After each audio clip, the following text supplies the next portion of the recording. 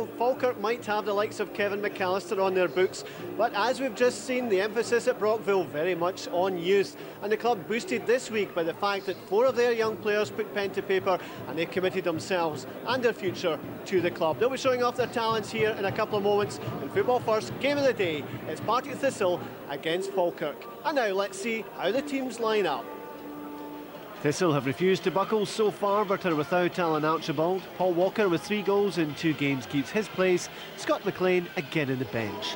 Youth to the fore once more for Falkirk. No Ricky Waddle this week, but experience in the form of Paul Wright and Kevin McAllister. And the referee for our game of the day at Firhill is John Gilmore. Now, trust me, this is not a game to take your eyes off for a second. Drama and controversy to come. Jerry Britton with the early warm-up. Britton certainly has hit form since his return to Thistle, and he would play a major part here.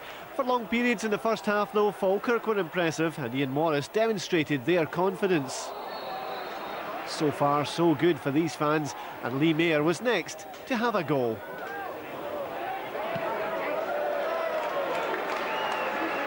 Ah yes, the confidence of youth. Paul Walker also comes into the just-started shaving category, and as the Falkirk defence got themselves into a lather, Walker showed razor-sharp reflexes to nick the opening goal.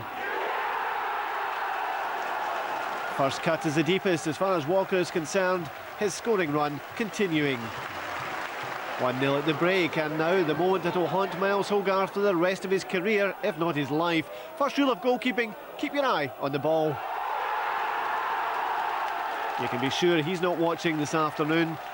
2-0 Thistle, but Falkirk battled back just 3 minutes later. Stephen Craigan conceding a penalty on Kevin McAllister, and the big Thistle defender also paid the penalty for denying a goal-scoring opportunity. Paul Wright brought Falkirk back into it, and against 10 men, they still had a chance.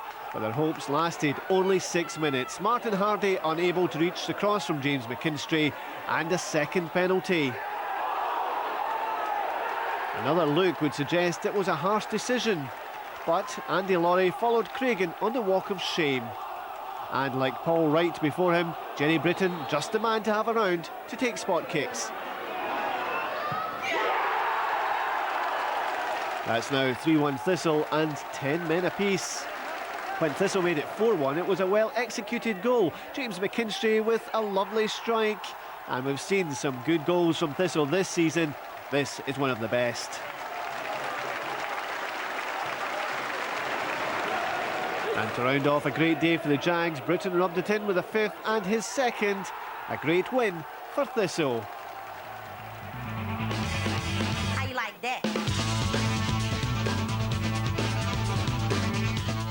We're not even at halfway yet. It's going to be a very tough league. I mean, I just want my players, and I say that to them, to keep their feet firmly on the ground. Things can change from week to week or month to month. Let's keep our feet on the ground.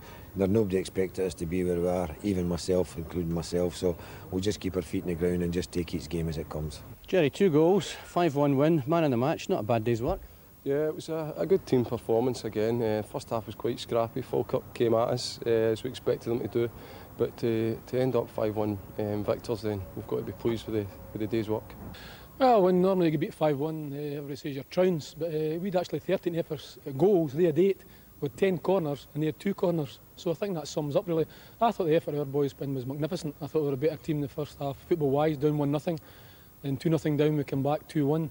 I know the goals are lost were very poor goals, but the lads tried to the very end. Even the final whistle, they're still going, and you can't ask for any more than that. There seemed to be another piece of news today that you must be very happy to tell the fan. Yes, well, the directive decided today to go ahead to press the buttons to start with the stand at the north end of the ground. That will give us a capacity over 10,000, and that's the last piece in the jigsaw apart from the team that we've got to do to play in the SPL. So we're delighted with that, and we hope to make a start on site on the 7th of January. We understand there's a bit of news regarding the new stadium development. What can you tell us about that? Yes, we've had the response from the Scottish Executive to the Falkirk structure plan. That appears to be favourable, and providing there's no last-minute hitches, the planning arrangements should all be in place for the stadium to go ahead. Well, there's no doubt our game of the day lived up to its billing here at Firhill. Plenty of goals and also plenty of controversy with 2 penalties and 2 men sent off. And good news for both clubs off the field this week.